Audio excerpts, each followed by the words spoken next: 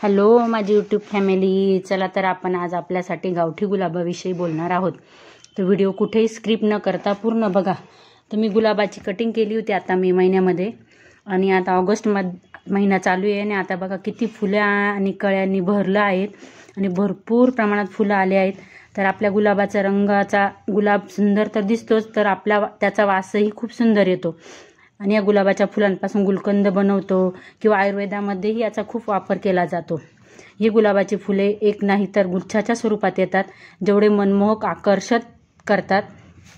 तर मी हे झाड नर्सरीमधून आणले होते, तर त्याला वर्षभर फुले आलीच नाहीत, पण नंतर भरपूर प्रमाणात फुले कळ्या यायला सुरुवात झाली।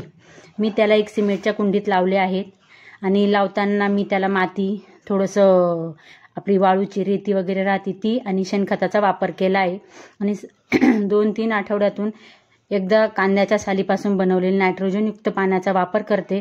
म्हणजे ते कांद्याचे साल असतात त्यांना एक दिवस रात्रभर मी भिजत ठेवते आणि दुसऱ्या दिवशी मी त्याच्यात थोडंसं पाण्याचा वापर करून आणि आपल्या मातीत मिसळते आणि ते जे साल उरलेले असतात ते थोडेसे माती वगैरे बाजूला करून त्या मातीमध्ये पण देते, म्हणजे त्याची माती पण एकदम मऊ छान तयार होते आणि त्याच्याने आपल्या झाडाला फुलं वगैरे भरपूर प्रमाणात येतात।